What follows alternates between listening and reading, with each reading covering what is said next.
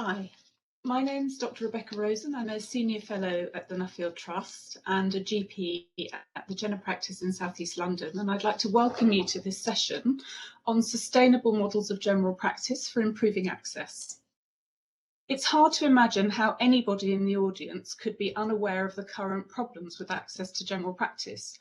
If not from a professional perspective, then as a patient or a friend of somebody or a relative who's struggled to get an appointment. So there's a huge amount of attention focused on how to speed up access, cut the waits for appointments, and in the eyes of many policymakers, therefore, reduce the flow of patients into A&E and urgent care. We want to use this session to unpick these ideas a bit, to think more deeply about the kinds of GP encounters that people need access to, and therefore how to get access right rather than just rapid.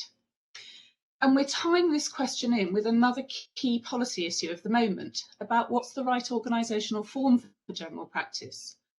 There are so many questions flying around. Is it time to move on from the partnership model? Will primary care networks be the model of the future and be able to deliver all that's expected from them? What benefits can large scale confer? So for the next hour, we're going to explore how three contrasting GP organisations and are organising access for their patients. Before we turn to the presentations, I just want to say a few background words on the practicalities of this session. For those of you that don't know us well, the Nuffield Trust is a health policy think tank looking at a wide range of issues related to health and social care policy. Our summit provides an opportunity for people working in healthcare and policy to sit back and reflect on some of the big issues of the day about the pressing issues facing the NHS and social care, what has changed since the COVID pandemic, and themes around recovery, integration and reform of health and social care in the short, medium and long term. This is our 14th summit and our second to run online, which enables us to widen our audience and attract delegates and speakers from across the globe. So we welcome all of you today. We have one final session taking place tomorrow, when we're going to be asking about health service reform, which policy levers can deliver change for us today in the NHS. You can find details about that and about how to register on our website. We're grateful to everyone involved in making these events happen, to our sponsor Optum, to our media partner the BMJ, and to everybody working behind the scenes to bring the events together. We encourage you to use the Q&A box on your screens to submit questions as we go along, and my colleague Charlotte Patterson will moderate the question and summarise them for the panel in the Q&A session in the second half. At the end, we're going to send you a link to an online evaluation survey to get your feedback. Please do take a few moments to fill this in, as it really helps us to get it right for future summits. So for now, I want to turn to my colleague Charlotte Patterson to set the context with some opening ideas about what good access should look like. And then, in the style perhaps of Goldilocks and the Three Bears, we're going to have some presentations from our speakers, for whom we're very grateful for giving up their time today. Three contrasting GP organisations, one very big, AT Medics, which is now a nationwide organisation with over 500,000 patients, one medium-sized organisation, St Austell Healthcare in Cornwall, and one very small, the Triage practice in Tower Hamlets. We're going to hear from each of them about how they are going about providing access to meet the needs of their patients, and then we'll be coming back to you to respond to questions. So please do add them into the chat as we go. For now, I'm going to hand over to my colleague Charlotte Patterson to give us a few introductory thoughts.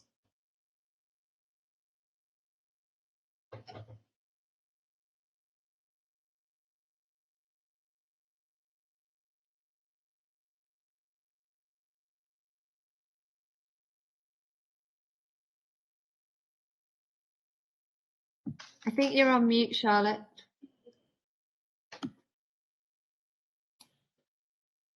Well, thanks very much, Rebecca, and good morning, everyone.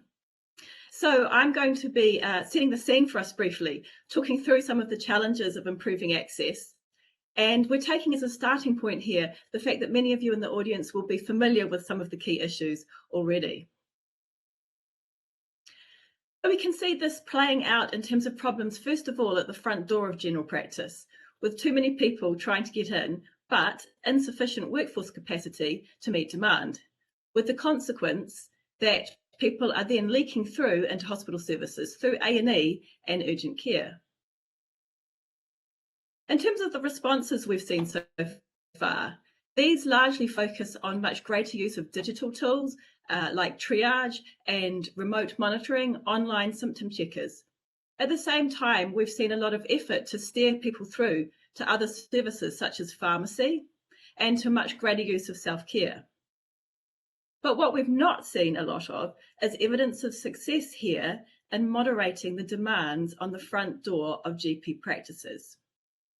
And we continue to see problems persisting, for example, with workforce capacity, with the limitations of triage and how to get that right, and with concerns about digital exclusion. So we can see very clearly in front of us the challenge here, but what about the solutions? At the Nuffield Trust, we think that a wider angle view on this problem of access is part of what's needed here, encouraging us to have different types of conversations, perhaps, as we think about what does good access look like. One of the ways we might start to do this is by thinking really carefully about the different functions of general practice. So these encompass a wide range, of an umbrella, if you like, of different types of activity that needs to be supported in quite different ways. Much of this work does not need fast access to on-the-day appointments, even if policy might continue to push for this as a priority. So I'm going to talk you through this very simplified graphic of what goes on in general practice and how it might help us structure our thinking as we come to that difficult and thorny question about improving access.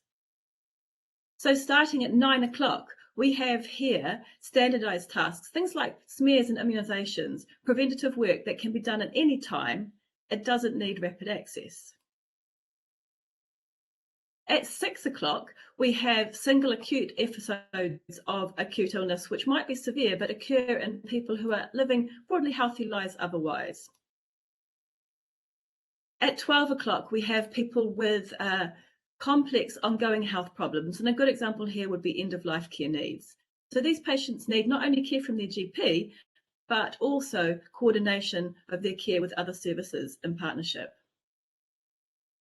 And at 3 o'clock, we have what the authors of this model, Reeves and Bing, refer to as interpretive practice.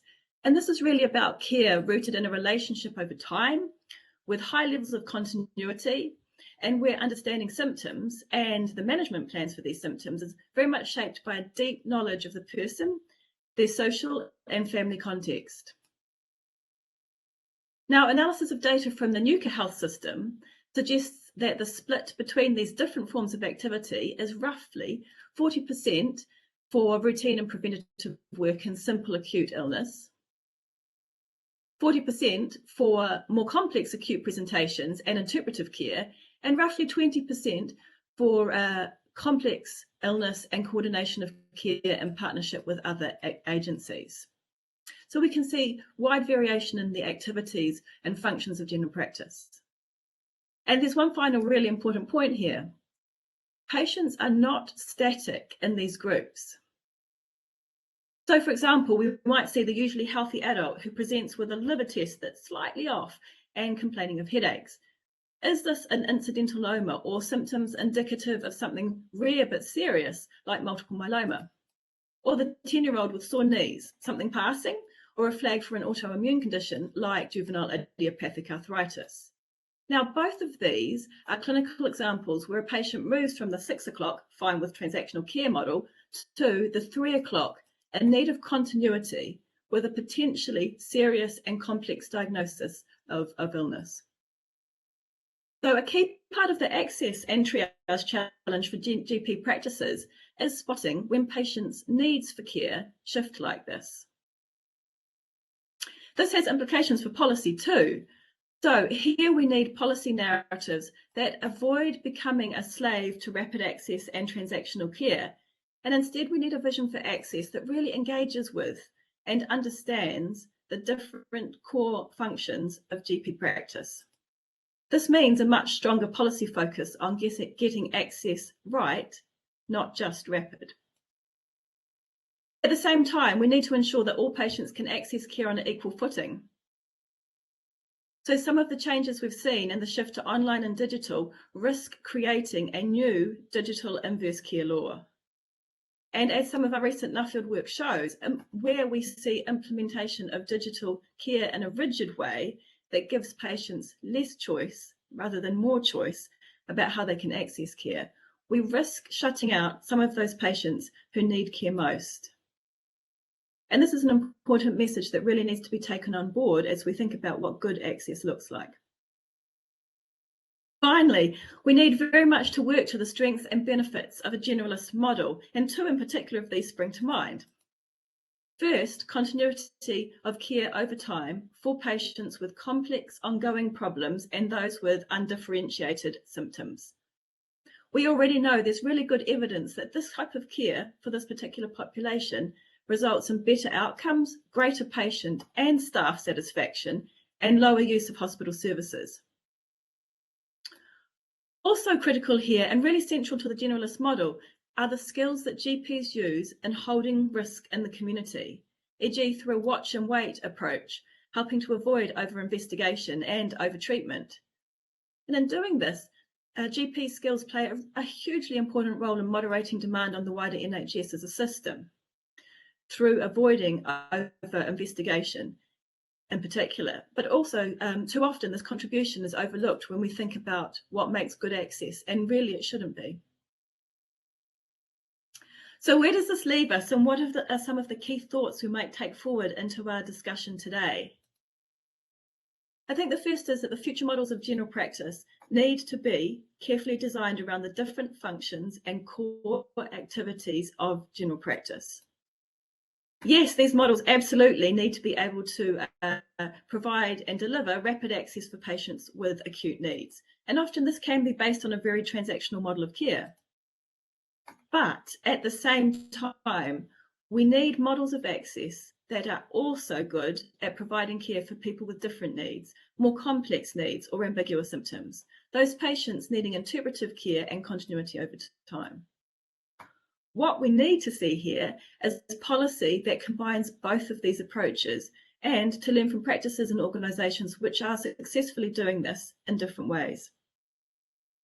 At the same time, we must build in pathways that provide access on an equal footing for all patients, triage systems that are carefully designed to make sure they add value rather than just an extra stage, while at the same time holding on to the skills GPs have and moderating demand for wider NHS services by holding risk in the community. So to help stimulate our thinking further and to give a great opportunity for practical learning about the range of possible solutions here to this access challenge, we've invited three speakers from three quite different GP organisations, as Rebecca mentioned, to tell us about how they're doing all of this. And I'm really, really looking forward to hearing from them.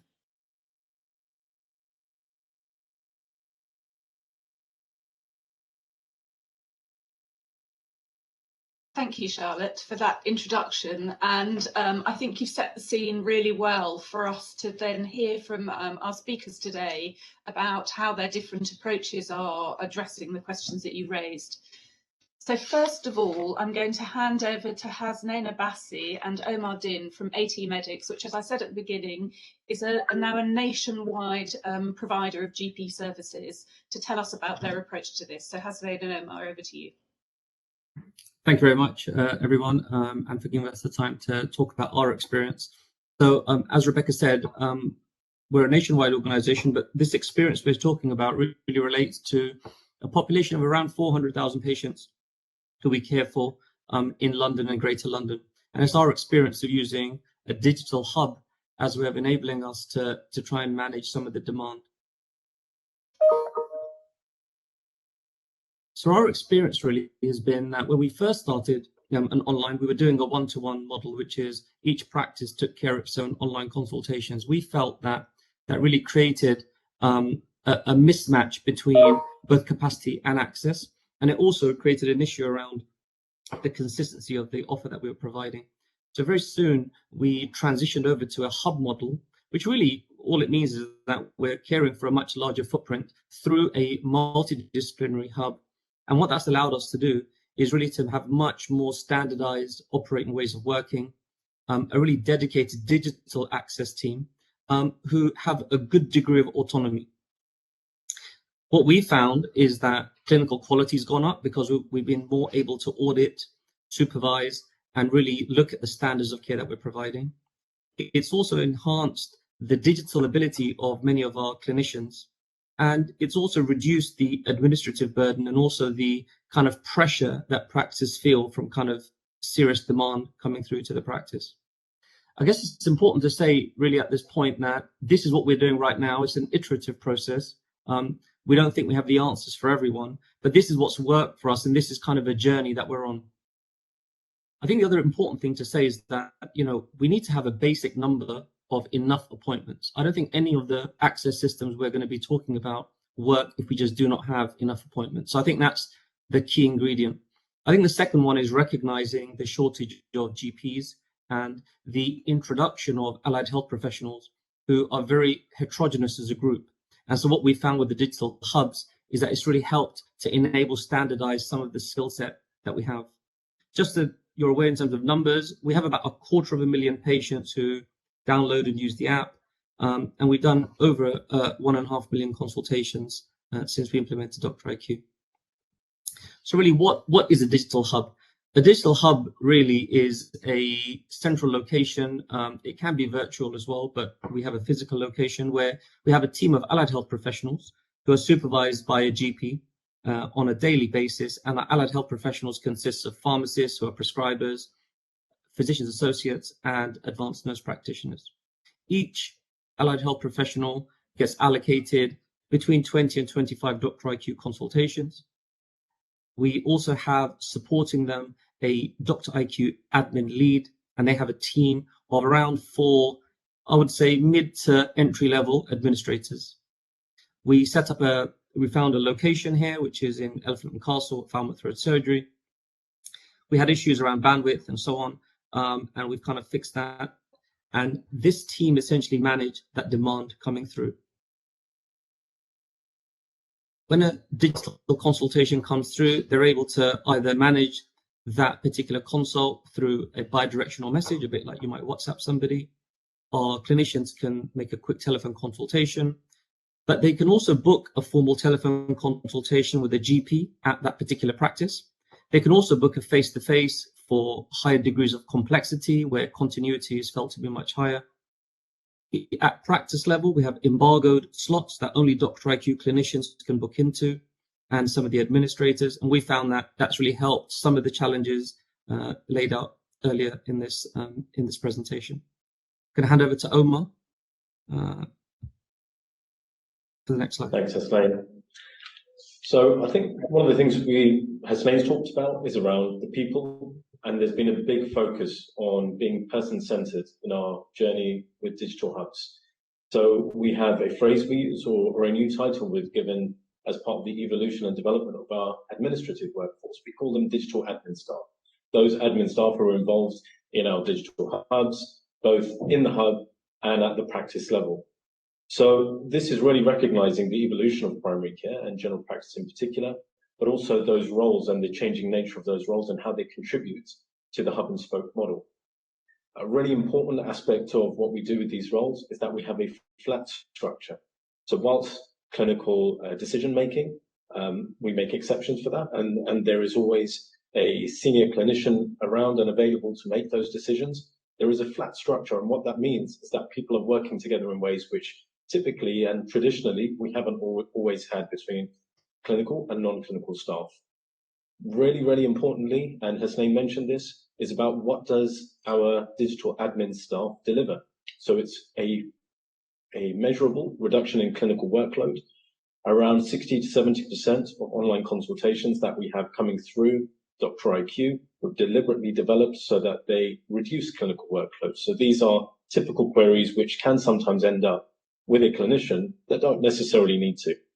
And what that's underpinned by is a lot of training and education, continuous training and education for those individuals, both from an operational perspective and from a clinician as well.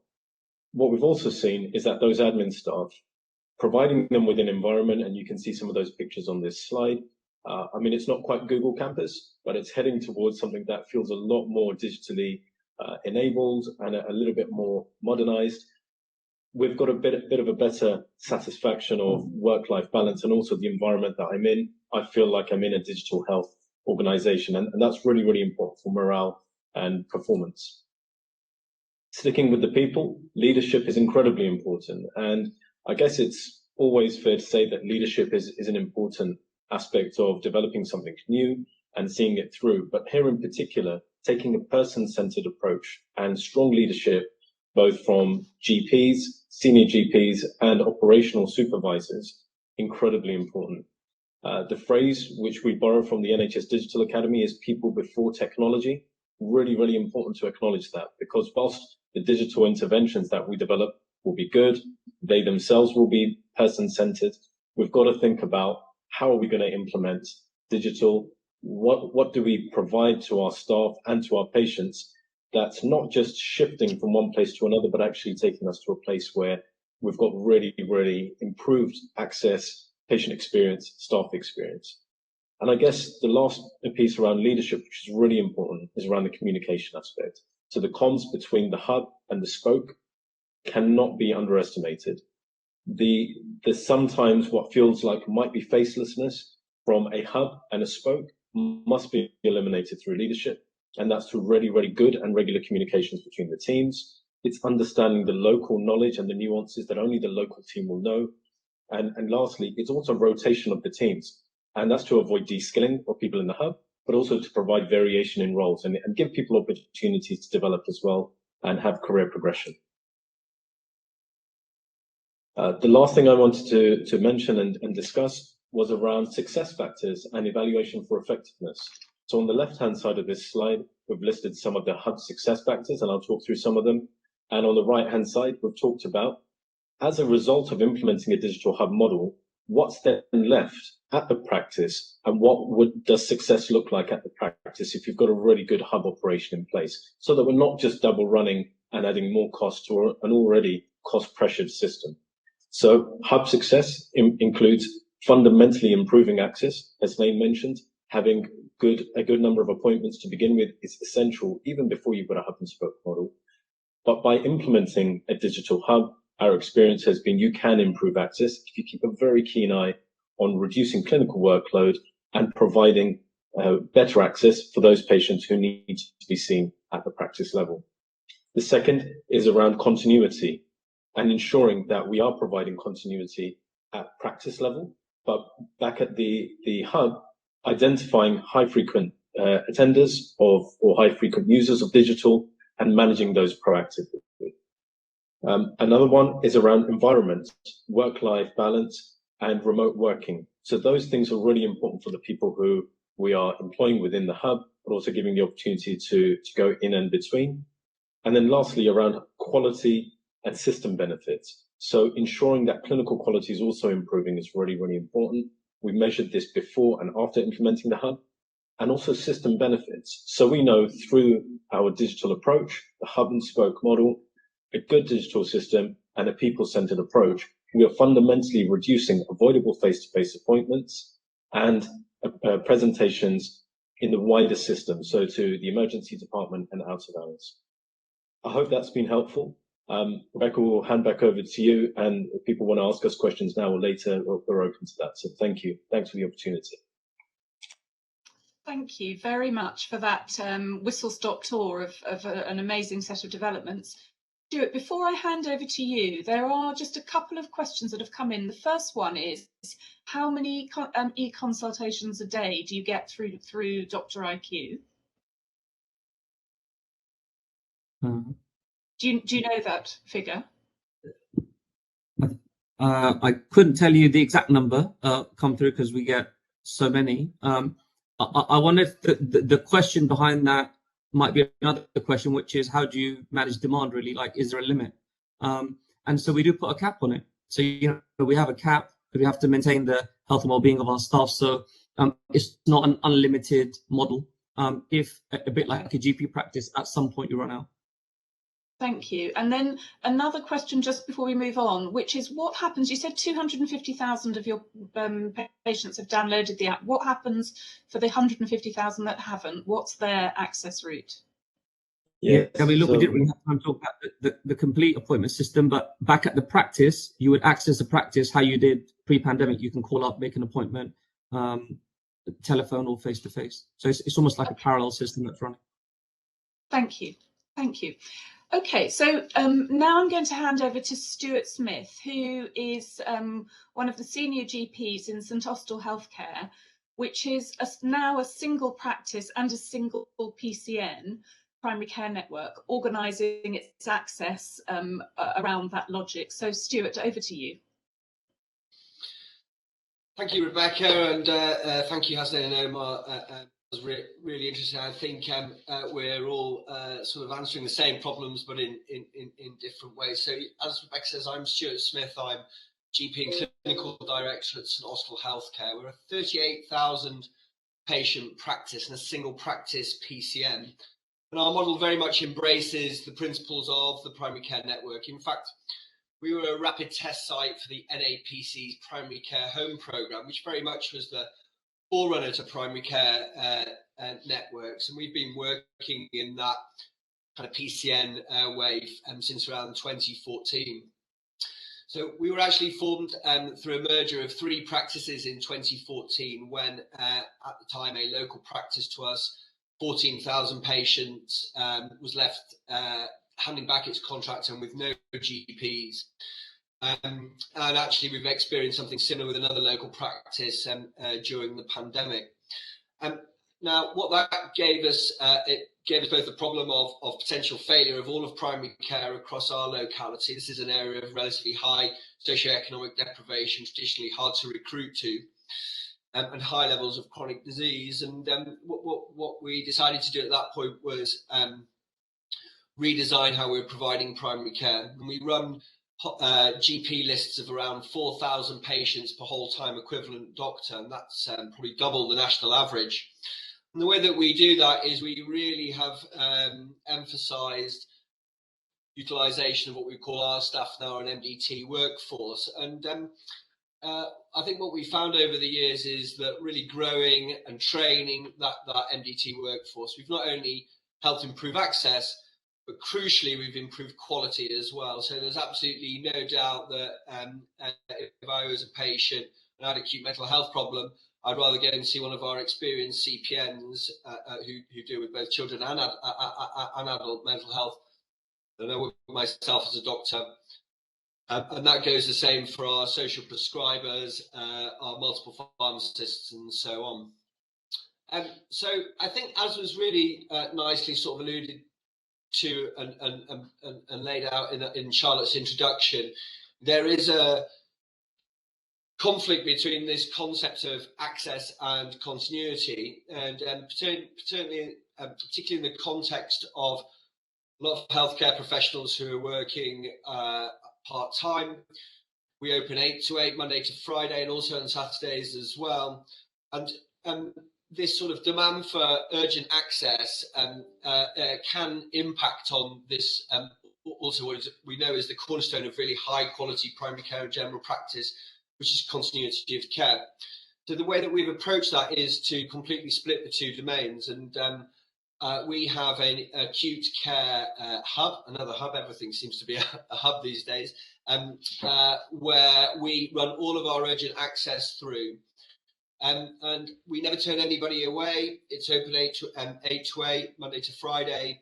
And what happens is the patient will call in, and the receptionist will use a algorithm to put them either on the planned care setting, where they'll be challenged towards a named clinician who might provide them continuity, or in an acute setting where access is more important, and they'll be seen by the most appropriate clinician on a given day.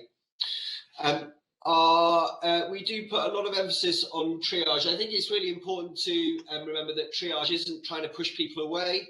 Triage is actually putting people in the right place with the right clinician at the right time, and therefore improves quality and crucially improves access on a clinical need, not a demand-based process.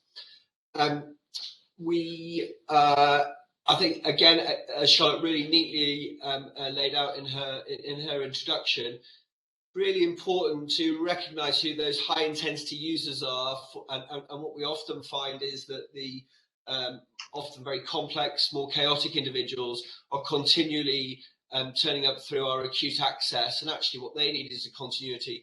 So we do use audit of those high-intensity users and, of course, clinician experience to try and direct those patients back towards that continuity of care provision. Now, we provide a wide variety of access across digital. You can walk into our premises and request an appointment, and it might be on the telephone. And I think that's really important for patient experience and holding equality of access as well. The other thing I think that's just vital to providing equality of access is engagement with our community. And we have learned over the years, and I think when we first set out our model, we weren't particularly effective at engaging with our community. But now we really work very hard on co-design with our community. We have a very wide variety of comms spaces. Including digital, but also we're regularly attending our parish and town council meetings. We're involved with various community groups. I sit on an economic development council in the town. We really try to be part of the community. We have a very active PPG and patients as volunteers talking to other patients in our surgeries. Although we've got a wide variety of comms bases, we try to give consistent messages, and namely they are that we operate a clinical need, not demand-based service, and that we will prioritise the most vulnerable in our communities, and also a lot of honesty about the system pressures and our own pressures. And I think what we have done quite effectively is really promote and tell the stories of how MDT working could improve quality. So just a bit of data on our acute care setting. We'll, on an average day, receive around 750 access requests, be they digital or by telephone or face-to-face. And to put that into context, our local acute trusts, A&E might receive around about 250 to 300 in a 24-hour period. So general practice is really busy, and it is really dealing with an awful lot of access requests. Around about a third of those requests will be for acute on-the-day provision, and that's across a huge variety of different MDT workforce. And around about 40% of the requests are turned into face-to-face appointments. I think what I'd just like to reflect on finally as part of this is that my role as a GP has changed really significantly in this different model of working. I now see myself very much as a primary care consultant, really. And so I may only see between 5 and 10 patients face-to-face each day. Those will be very highly complex patients, usually who need my skills as an experienced GP. The rest of my time is helping to supervise and support my MDT colleagues, as well as triage as well. I think the principle of senior clinicians doing the triage is really, really important to make sure that the quality is preserved as much as Omar Hasnain have described in their digital hub model as well. So I'm very grateful to be here today and look forward to any questions, and I'll hand back to Rebecca now. Thank you, Stuart, for another whistle-stop tour. There's so much depth in these organisations, and you're really just only hearing the skimming of the surface, because there's been so much developmental effort put into these services. And I hope we can come back to that in some of the questions. Okay, so now I want to hand over to Isabel Watkinson, who I've asked to come and talk to us from the perspective of her individual practice. But it is really important to remember that Isabel is also part of a larger system. Her practice is in Tower Hamlets. I think they probably had primary care networks before anybody else in the country. You've been doing this for 10 years, or probably more actually now. But I've asked Isabel to talk about the perspective from her practice, but presumably there will be elements of how that relates to the network as well. So over to you, Isabel.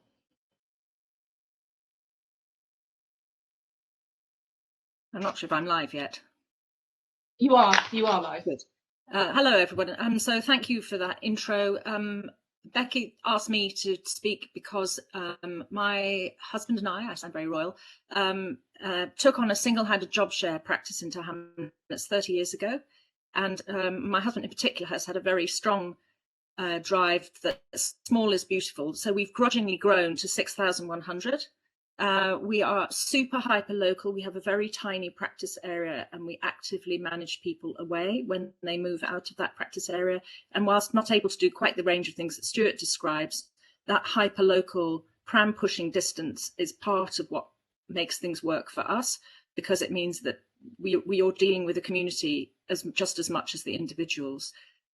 So much of what's been said, of course, applies to us too.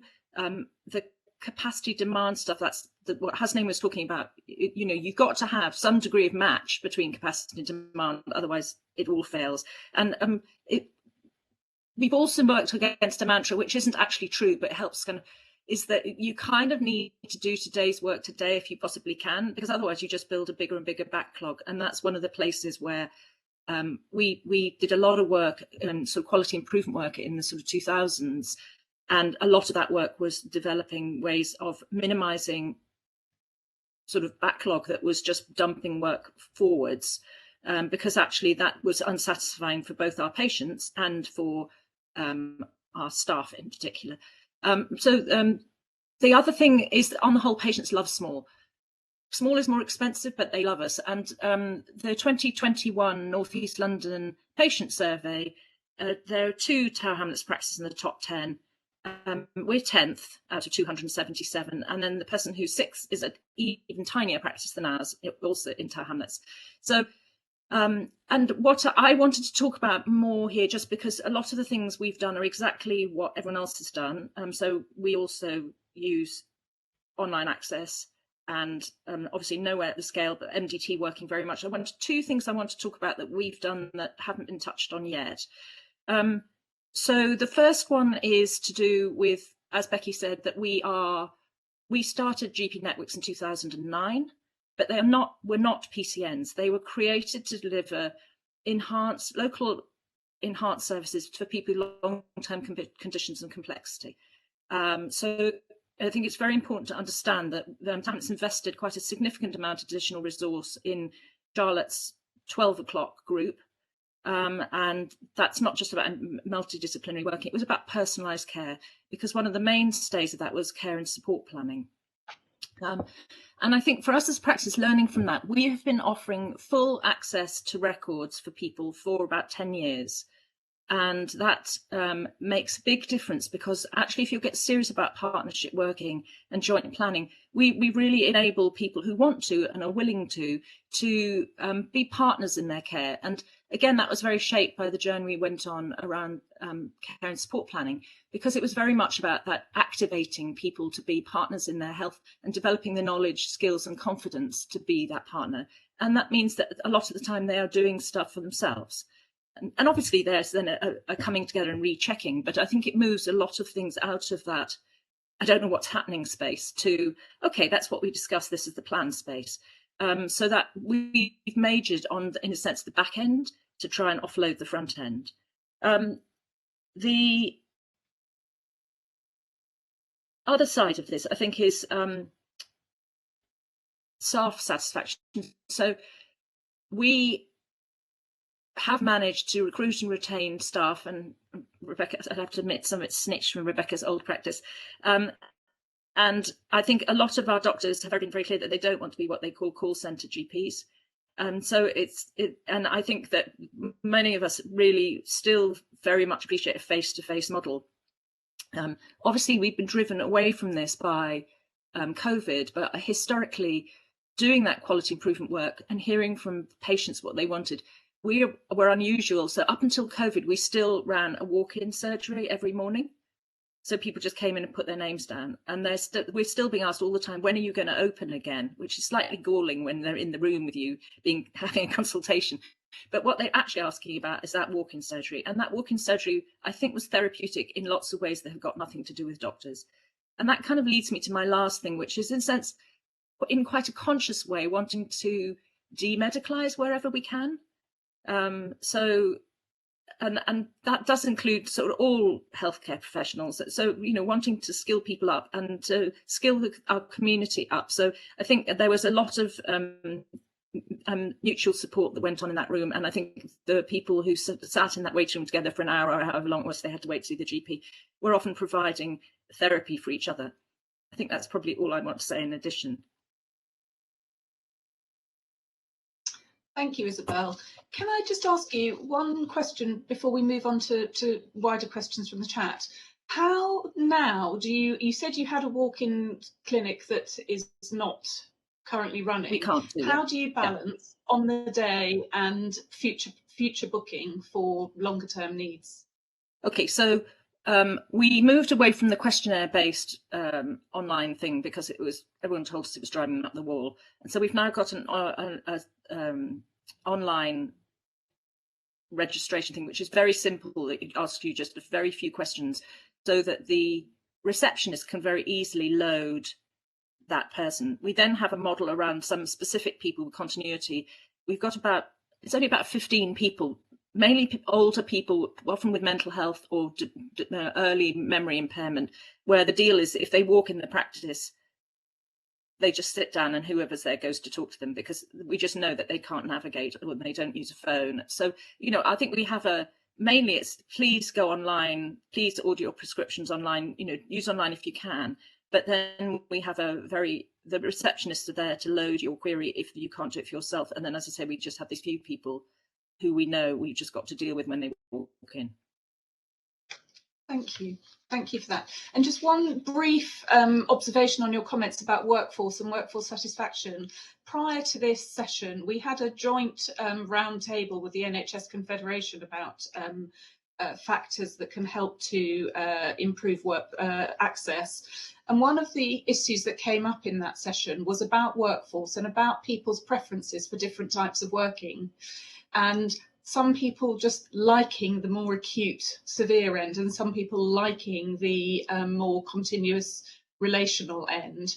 And actually not that much attention being focused on really understanding what people's preferred style of consulting can be, and then really focusing on designing a mix of clinic types that speaks to your preferences, rather than just being told you've got to spend all day with the long-term conditions this week as an interesting challenge.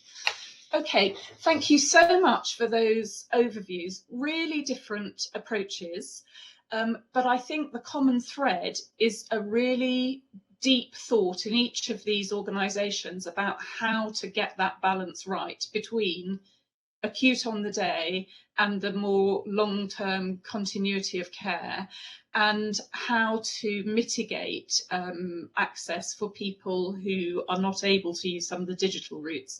So you've heard a variety of approaches to that. Charlotte, if I can go over to you to tell us what's in the questions box and perhaps summarise some of them and put them to our panel. You're still on mute at the moment. Yeah, there we go. Sure, I'd be happy to do that. So thanks so much for the excellent questions that have been coming through. I think there's a couple that I'd like to share and pick up on, and I think would be excellent to discuss. The first is a theme that's been coming through around the importance of triage. So getting triage right, and Stuart mentioned how key this is to the successful functioning of their model, which tries to move people onto appropriate care pathways, whether that's for acute, urgent on the day access through their hub, or through to channeling people towards planned care with a named GP. I wonder if we could understand more from the panel about how the different organisations are working to get triage right and what good triage looks like. Perhaps that's one question we could pick up on together. A second one relates to something that both Omar and Stuart mentioned around identifying high users, which when we think about the demand on appointments and the squeeze on this feels like a really important group. Omar mentioned their efforts to manage this group, high users, proactively. I wondered if we could learn a little bit more about what that looks like. And I wondered if we might also hear from the panel about their thoughts on the sticky question of spotting those patients whose needs shift. So we have these different pathways that we're all exploring organisationally in terms of the acute transactional versus interpretive care. But how do we spot when people are shifting between these two particular different channels, and how do we get that right? And I think the third question that we might pick up if we have time would be Isabel's question about majoring on the back end and majoring on the back end to address problems at the front end. I wonder if we might have some conversations about whether we're doing enough to shift the dial here, and a question about what actions are needed and who might be well placed to help with this. Thank you. That's a lot of follow-up questions. So I think I'm going to have to rely on the panelists letting me know which ones of those you'd like to address. I'm very happy to talk about the initial triage. Yes, Stuart, you go. So I think the question was around triage and the importance of that, and I think the principle of our triage has been it's been very much senior clinician led. In fact, what we quite often do is sit a senior doctor in amongst our receptionists actually at our busiest times, and I think that's something that again Omar and Hasteh might be able to elaborate on. So we've really tried to put our most senior doctors right at the front end, and other clinicians actually right at the front end of the triage. And I think that's a really important concept. I have to say, I think one of the failings of our current triage model is that it is very much person dependent, and I think what Omar alluded to is a more sort of systematic way of doing things that gets rid of that variability. That drives patients mad, variability in responses, which of course is down to human preference. We're currently trying to co-design a digital platform with clinic and our patients that tries to provide a much more standardised approach to triage. But I'd be really interested to hear the guys at AT Medics who might be able to elaborate on that point. Omar, do you want to come back on that? Oh, sorry, carry on. Yeah, I was just going to say, look, I think the first thing to say is that our system has got loads of flaws in it, and we're constantly trying to correct it. So it's not like we've got all the answers. But if I just try and so I agree with Stuart. So we have a senior GP who sits with the allied health professionals, helping to triage, helping to deal with the queries. We try and close the queries down on the day. So just really taking from Isabel, trying to do today's work today. We don't always get it consistently right, and there will always be human variability. The tech does help a bit to reduce that variability because it gives you the information in a bit more of a standardized format.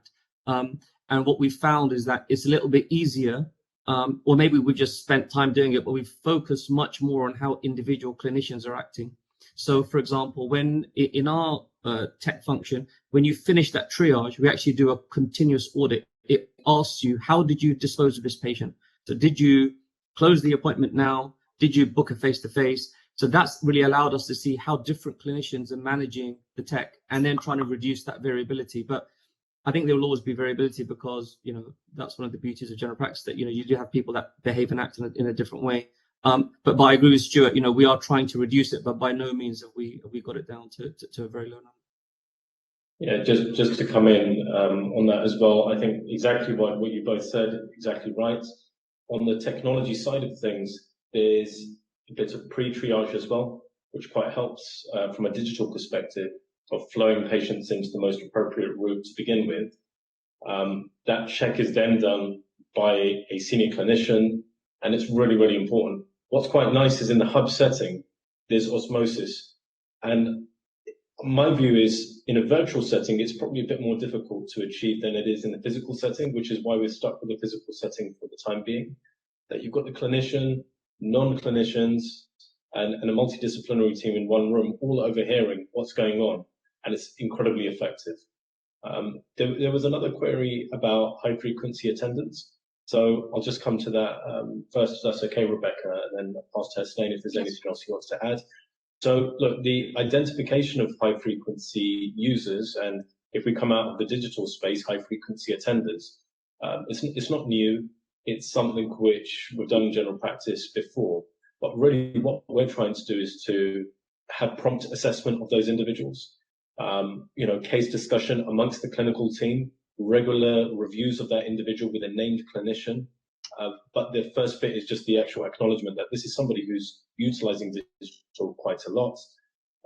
And how can we either decrease their utilization if it's appropriate to do so? And in some cases, is it more appropriate for this individual to have a non-digital route into the practice? And those are determinations that will be made through that assessment, case discussion, review. We've done, one of our GPs actually did a piece of research on this and published it, which has been quite helpful in the BMJ. I don't know, Hesnain, if there's anything else you wanted to add to that.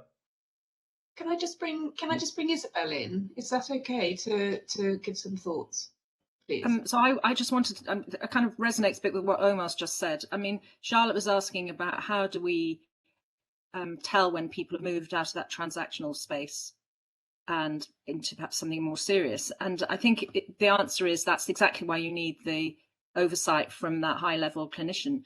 And I would be saying, if somebody keeps coming back, we're not getting something right.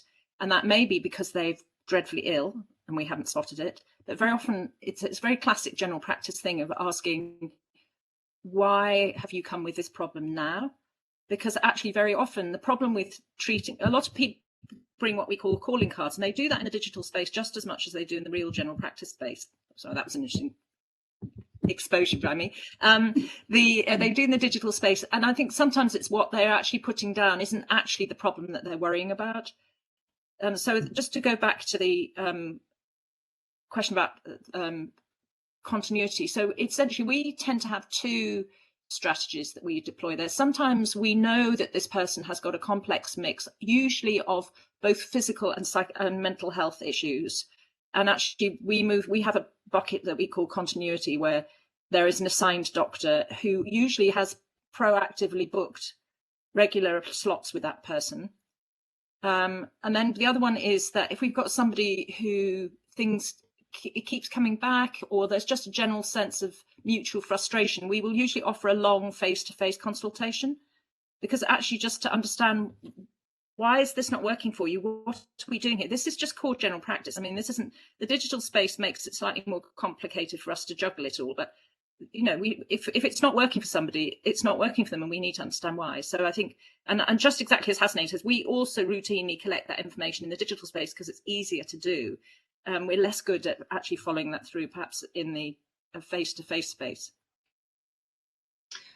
Thank you for those comments, Isabel. And I think one other theme that came up from this other roundtable that I mentioned that we ran recently was data and data analytics, but of a different scale from what we're doing now.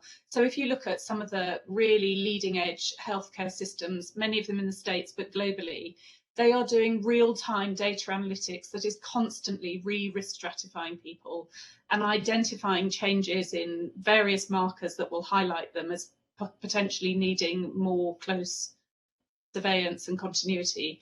And that's something that we think is a real challenge here that we need to take forward, not just static audits, but really pooling the data that we've got. Now, time's moving on, and I've noticed one question a couple of questions in the chat which pertain to the comments that were made about having to have enough capacity. If you don't have enough capacity, access, getting access right is just, too tough a nut to crack. And there were questions about capping and reaching a maximum limit to the number of consultations you have. And I just wonder if any of you wanted to comment on that, the kind of open practice versus the never full practice versus the we've reached our workload limit, which is happening across the country. Do any of you want to comment on that? Just briefly, very brief responses. Isabel, you go first. So the short answer, this happened to us last week because the doctor went off sick, and the answer was that we had to cancel my planned care slots. So that had been booked weeks ahead, where we were going to be working on complex long-term conditions. We had to cancel those in order for me to step across to pick up the gap on the demand side. So, in a sense, if we're clear about, we've got some staff doing that, and then we have to move them across if we're overwhelmed. Okay, thank you. Hasnain? Yeah, I was just going to say, I mean, there are multiple access points into our practice. One of those is digital. That's the only one we cap. Other than that, we rely on the good old duty doc system that unfortunately, the burden falls on them to pick up those other bits and pieces that then come through. Thank you. And Stuart, is there anything you want to add to that? Yeah, we're the same. We try not to push people away, and it's actually can prove really, really hard principle to stick to, and very demanding on fundamentally our partners at the end of the day. I mean, I would just reflect on some of the other questions that are there. Fundamentally, it's just vital to acknowledge that there is a workforce crisis in primary care, and particularly in GPs, and what we all have to do is work towards making this wonderful profession more desirable. This concept of list holding doctors more desirable for our trainee GPs. I think without that, then I cannot see how we're ever going to make any progress on access. Thank you. So we're approaching the end of this session. I think one could carry on talking about this for a very long time.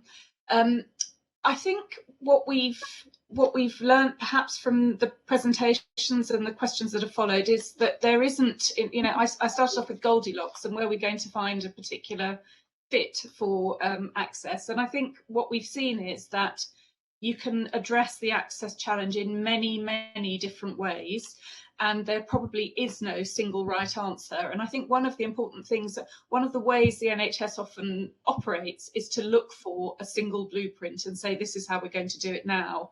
And I guess my hope from this session is that we've covered the very diverse ways in which one can do this, the role that digital can and is playing, the challenges that raises for digital exclusion and avoiding inequalities in access, but some of the insights we've gained here about how to avoid that. So perhaps, it's not a Goldilocks metaphor, it's that there's several ways to skin this cat. And perhaps the crunch is really giving deep thought within your practice, within your organisation, within your chain organisation, to how are we going to get access right for people to the different types of care and appointment that general practice can offer, and that it enabled it to contribute effectively to individual health and to the wider health system. So I hope that's given you some food for thought. This discussion is going to run and run. Just a few things to say. Thank you all for joining the session and for sending in your questions. We hope that at least some of you will join us tomorrow for the final summit session. When this one ends, you'll be directed to the programme website where you can see full details for tomorrow and register if you want to.